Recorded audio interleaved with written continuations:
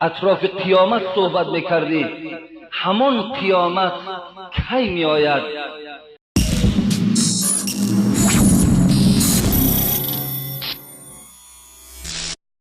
قصه اعرابی که راوی این انس است که در صحیح مسلم می آید. شما ببینید وقتی یک اعرابی، یک گویم از کشلاق فرامدگی انسان، یک انسانی که در کوه حیات به سر میبرد، گویم از خیلی پیشرفت‌های شهر انسانها دور بودند، وقتی از پیغمبر خدا پرسید ای حبیب خدا متی الساعه، من صحبت از تو گوش کرده بودم که تو اطراف قیامت گپ میزدی، اطراف قیامت صحبت میکردی، همون قیامت کی می آید؟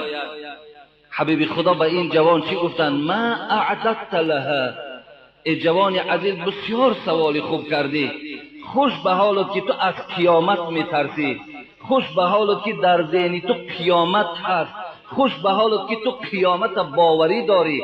لیکن جوان عزیز تو برای قیامت چه آمادگی داری؟ قیامت که آمده نیست، در آمدن قیامت شک نیست، شبهه نیست، لیکن تو چه آمادگی داری، چه تیاری به قیامت داری؟ این جوان این سوال هیچ وقت منتظر نبود.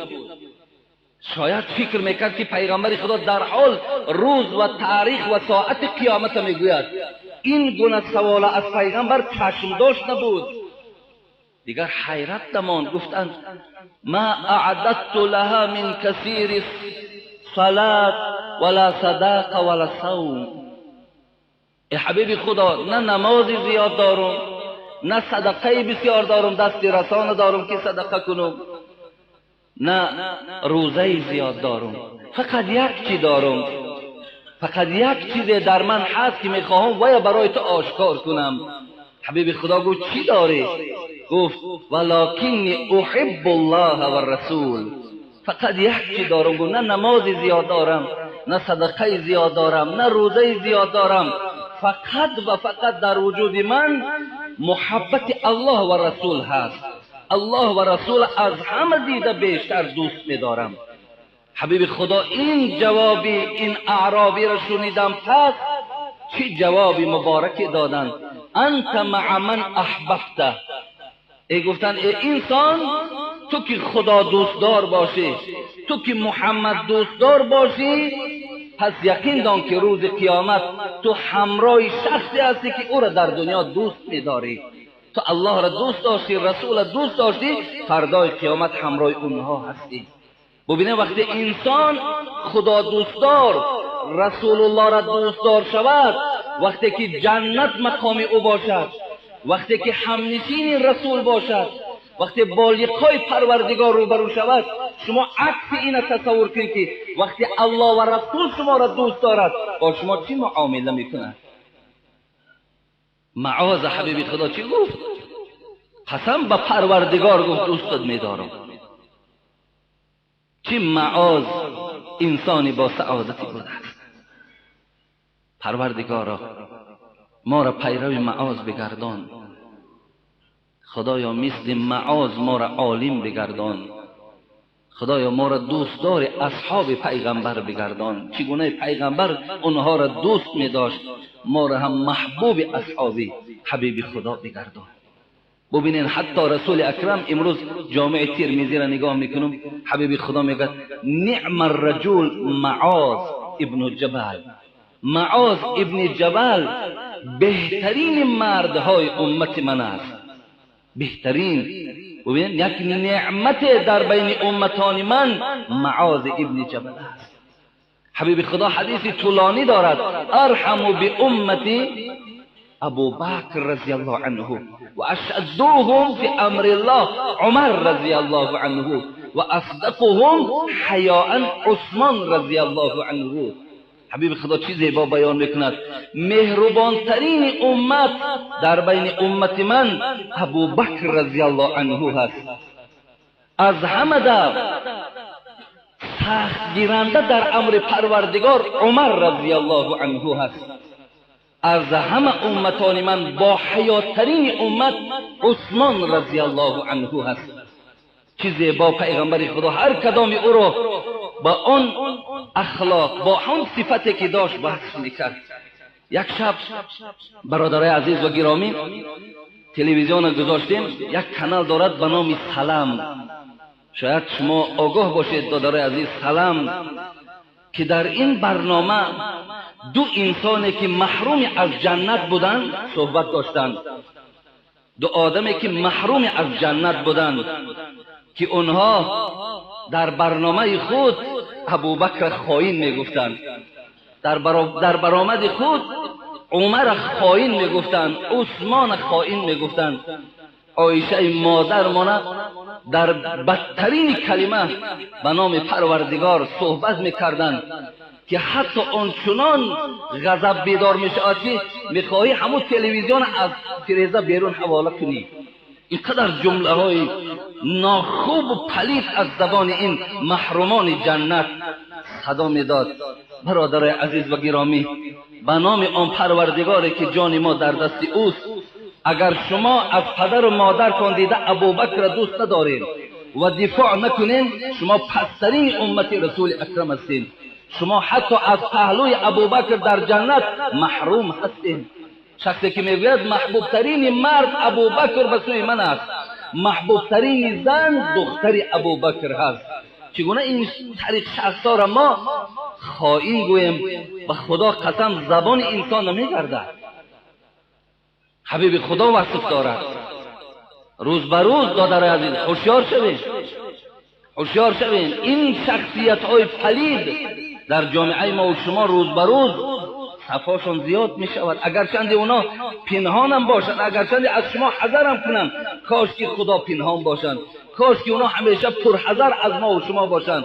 مبادای در پیش ما و شما غیرت پیدا کنن و اصحاب سنگ زنن و شما امتای بی غیرت و بی جسارت اگر گوش اندازین، شما نماز جمعه نخوانین. دادرای عزیز که فایده تا نمی کند. شما نخوانین نماز جمعه. وقتی شما پشتیبانی ابوبکر و عمر و عثمان مادرمان عایشه کرده که نتوانیم، جمعه ما چی فایده داره؟ روزه ما چی فایده داره؟ شخصانی را که حبیب خدا دوست می داشت ماها پشتیبانی کنیم.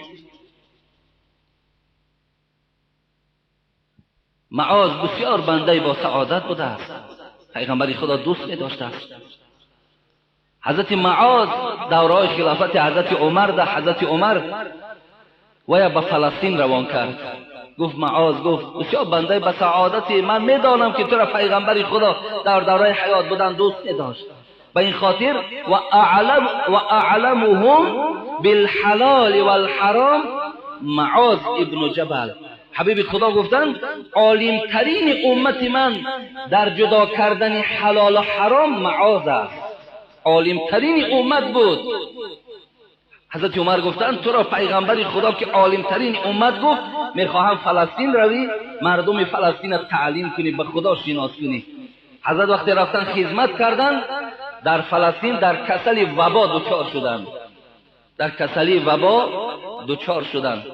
ببینید وقتی که حضرت که بستری شدند، دوست خدا وقتی اجل به سراغش آمد میگوید که با زبان خود یک ترانه را زمزمه میکرد: خوش آمدی اجل، خوش آمدی اجل.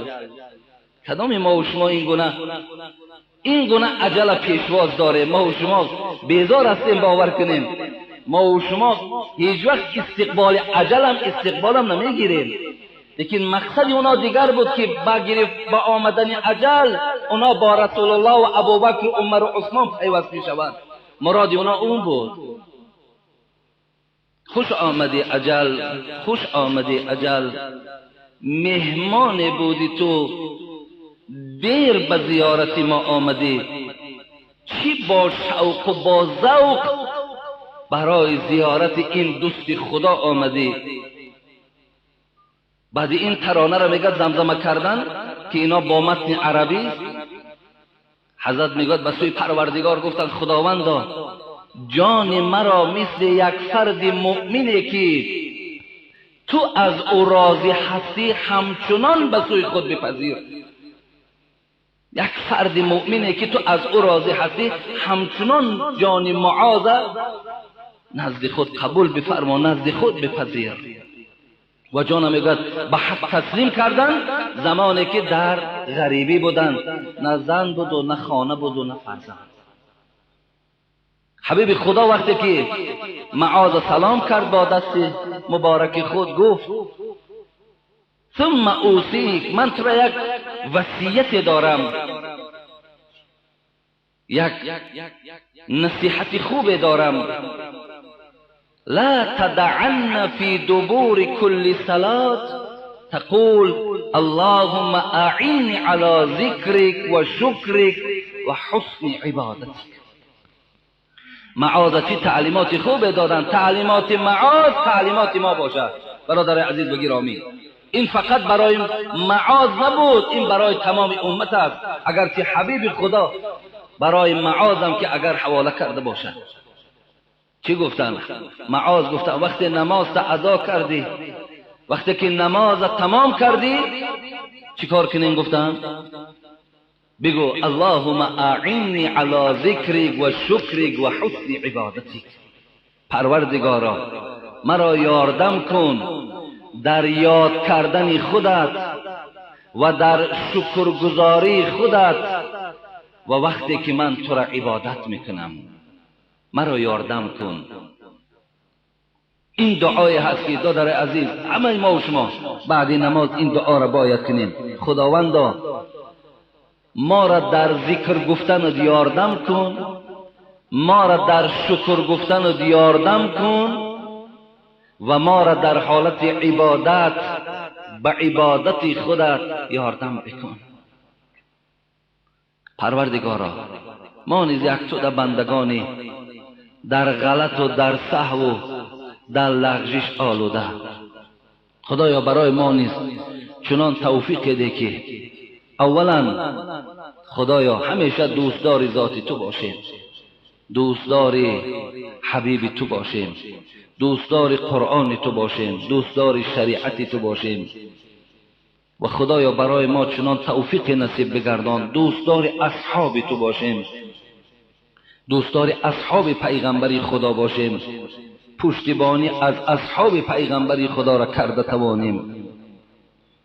و خدایا ما را در ذکر گفتن یاردم بکن، ما را در عبادت کردن یاردم بکن و ما را در شکر گزاری یاردم بکن. خدایا از نامه اعمال ما آن ورقهایی که از حساب بی‌پروایی ما با رنگ سیاه مبدل شدند خدایا اونها را شسته بگردان، آن گناه ها را کوره بگردان. خدایا عمر ما را عمر با سعادت بگردان، از همه نافرمانی ها و غفلت خدایا ما را دور بگردان. امیدها و آرزوها و مرادها و مطلوبهایی که در دل این بندگان توست اگر به نفع بندگان تو باشد، به نفع دین تو باشد خدایا همگیش حاصل بگردان. ربنا افتح بیننا و بین قومنا بالحق و انت خیر الفاتحین. آمین یا رب العالمین. برادر عزیز و گرامی، برادرای خیلی از راههای دور و از راههای نزدیک مهمانی هر جمعه ما و شما هستند، اخلاص دارن، محبت دارن، دوستی دارن، باوری دارن، اعتقاد دارن. از خداوند خواهان او هستیم که خداوند در قدمهای ایشانم ثواب نویسانده کند و همه گناههای ایشان خداوند مغفرت بگرداند، با نامه‌های اعمال پوری ثواب، با وجود پر از محبت خدا و رسول با خاندانشان خدا صحت و سلامت رسیدن موفقشان بگردانید. اینجا برادرای ما از قرغان تیپه و از جیلی کول و برادر ما داملا عبدالرحیم از عشق که مسجد کشاده بودن ما اشتراک کرده بودیم، الحال باز در مسجد ما و شما حضور دارن، خدا خیرشان دهد. خیلی مهنتی زیاده کردن، هر انسان رفته بیند بعدا انشاءالله خلاصش خودش میبرارد که قریب $1,000,000 در مسجد ساختن. او صفت اون مسجد من برای شما وصف کرده بودم. عجیب مسجدی بود. خدای مهربان چگونه زیبایی که دارد همچنان قومهاشون هم خداوند بیشتر گردانه بود. قومی اون مسجد خداوند محب مسجد و محب خدا و رسول بگرداند. خوش آمدین حضرت ها، بسیار خوش آمدین. خدا نگهتان دارد. و دیگر برادرایی که من اکنون اونا قطع ملاقات نکردم، اینو برادرایی بودن که از دیروز همراه ما بودن. اگر چندی که ما با پره مهمانداری اینها را کردم نتوانیم، لیکن به هر حالم که باشد صحبت میکنیم، می نشینیم، یک فایده از اونها میگیریم، فایده اونها از ما میگیرن. و دیگر برادرایی که الحال من نمیدانم قدم زده آمدن، خدا قدماتان در حسنات نویسانده کنه و همه گناه های شما را خدا مغفرت کند.